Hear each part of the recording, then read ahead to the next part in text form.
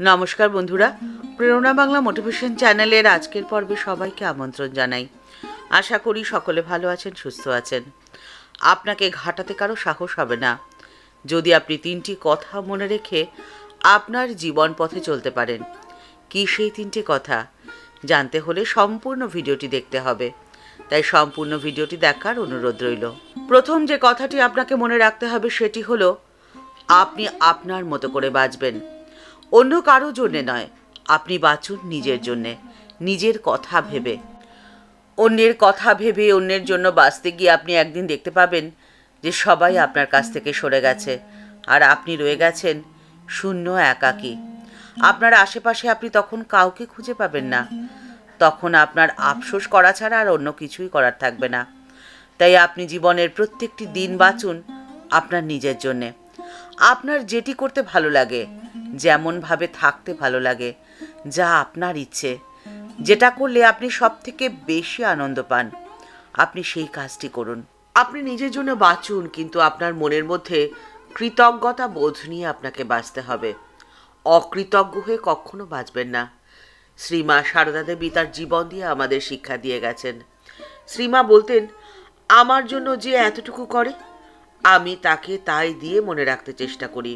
অন্যের কাছ থেকে পাওয়া সামান্য উপকারটুকু মা জীবনভর সপ্রেমে মনে রেখেছেন, আর এটাই আমাদের জীবনে অত্যন্ত শিক্ষণীয় বিষয়। আর এই কৃতজ্ঞতা বোধ মনের মধ্যে এতটা পরিবর্তন নিয়ে আসে যা স্বপ্নের অতীত, স্বপ্নেও কল্পনা করা যায় না। কারণ এই কৃতজ্ঞতা বোধের ফলে আমাদের মনে পূর্ণতার প্রকাশ হয়, থাকে না কোনো অভাবের অনুভব। জীবনে থাকতে পারে হাজারটা না পাওয়া, অনেক কিছু আপনার হয়তো স্বপ্ন পূরণ হয়নি, কিন্তু কোনো অভাবের অনুভব আপনি করবেন না। আপনার মনের মধ্যে যেন আনন্দের পূর্ণ ঘট বসানো থাকবে। তখন আপনার মনের সেই আনন্দ আপনি ভাগ করে নিতে পারবেন অনেকের মধ্যে। আপনি হয়ে উঠবেন প্রকৃত সুখী। যারা কৃতজ্ঞ হয় তারাই কিন্তু জগতে প্রকৃত সুখী, কারণ তাদের মনে কোনো ছিদ্র থাকে না। ছাদে যখন ছিদ্র হয় তখনই বৃষ্টির জল সেই ছিদ্র দিয়ে পড়ে সমস্ত ঘর ভিজিয়ে দেয়।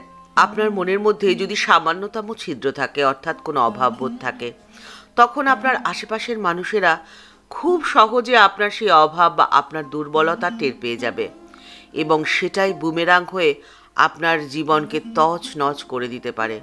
তাই খুব সাবধান, কখনো আপনি আপনার মনের মধ্যে অভাবকে অনুভব করতে দেবেন না। মনকে পরিপূর্ণ, সম্পূর্ণ করে রাখুন।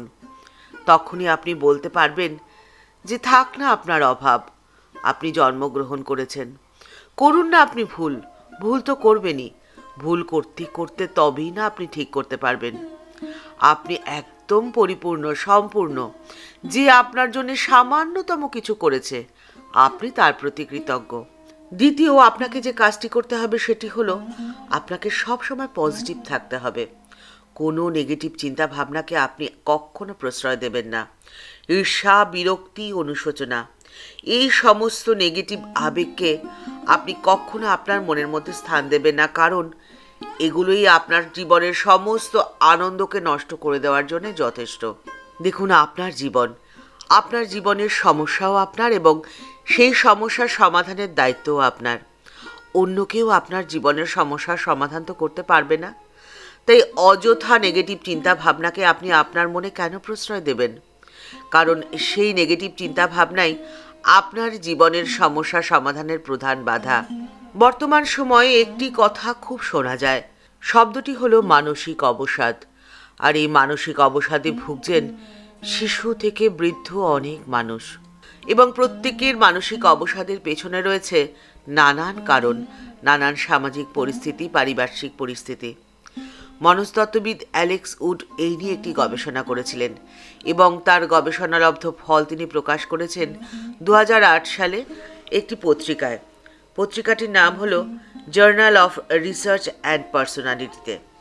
তাতে তিনি বলেছেন, যে সমস্ত মানুষ বেশি কৃতজ্ঞ তাদের ঈর্ষা এবং বিরক্তি অনেক কম।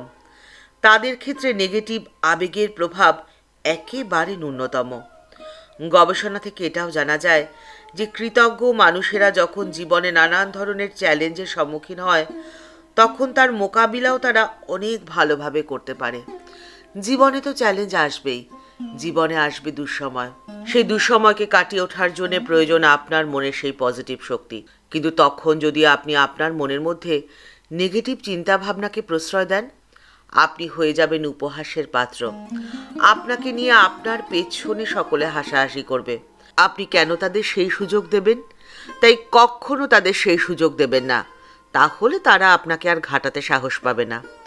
তৃতীয় আপনাকে যে কাজটি করতে হবে সেটি হলো আপনাকে সব সময় হাসি মুখ নিয়ে থাকতে হবে। আর আপনি হাসি মুখ নিয়ে তখনই থাকতে পারবেন যখন আপনি জীবনের প্রত্যেকটি মুহূর্তকে মনে করবেন সেটি আপনার জীবনের শ্রেষ্ঠ মুহূর্ত, সেরা মুহূর্ত। কারণ জীবন আপনাকে এর পর মুহূর্তে বেঁচে থাকার অধিকার দেবে কিনা সেটি আপনার অজানা। তাই যতক্ষণ আপনি বেঁচে রয়েছেন, এই পৃথিবীর আলো বাতাস গ্রহণ করছেন, প্রত্যেকটি মুহূর্তকে আপনি আপনার জীবনের সেরা মুহূর্ত মনে করে বাঁচুন। মানুষের স্বাভাবিক ধর্ম কি বলুন তো?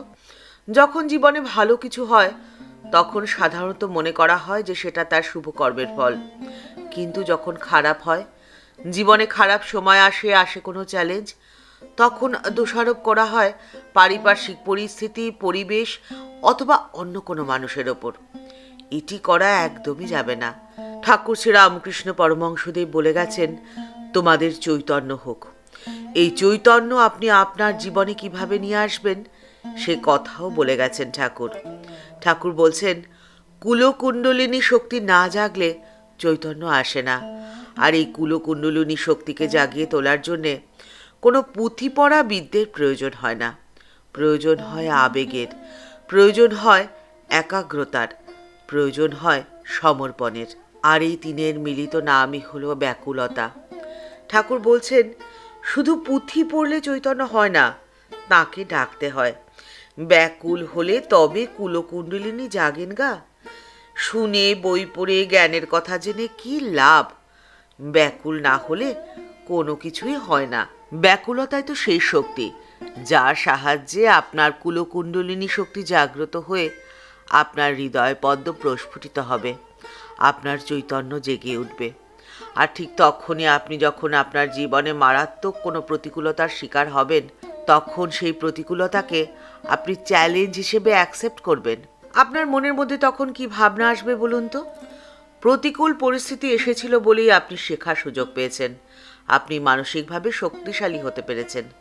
আর এই ভাবনাই আপনাকে শ্রদ্ধা অর্জন করতে সাহায্য করবে। আপনাকে ঘাটানোর সাহস তো কারো হবেই না, উপরন্তু শ্রদ্ধা, সম্মান এবং পূর্ণতায় পরিপূর্ণ হয়ে উঠবে আপনার জীবন। আপনি ভালো থাকবেন। ঠাকুরমা ও স্বামীজির চরণে প্রণাম জানিয়ে আজকের পর্ব এখানেই শেষ করছি। দেখা হচ্ছে পরের পর্বে। আজকের পর্বের উপস্থাপনা যদি আপনাদের ভালো লেগে থাকে তাহলে তা কমেন্টস বক্সের মধ্যে জানালে ভালো লাগবে। আমাদের এই চ্যানেলকে যারা ভালোবেসে আপন করে নিয়েছেন তাদের জানাই শ্রদ্ধা, প্রণাম এবং ভালোবাসা। কিন্তু যারা এখনও এই চ্যানেলটি সাবস্ক্রাইব করেনি তাদের কাছে বিনীত অনুরোধ রইল এই চ্যানেলটি সাবস্ক্রাইব করে বেল বাটনটা ক্লিক করে দিয়ে অল বাটনটিতে ক্লিক করে দেওয়ার জন্যে। তাহলে এই চ্যানেলে ভিডিও আপলোড হওয়ার সাথে সাথে আপনার কাছে নোটিফিকেশান চলে যাবে। সবাই ভালো থাকবেন, সুস্থ থাকবেন। এই চ্যানেলের নিচে একটি থ্যাঙ্কস অ্যাপের বাটন রয়েছে। আমাদের এই ছোট্ট চ্যানেলকে এগিয়ে যেতে আপনি সেখানে যেমন ইচ্ছে যেভাবে ইচ্ছে ক্লিক করতে পারেন। দেখা হচ্ছে পরের পর্বে। নমস্কার।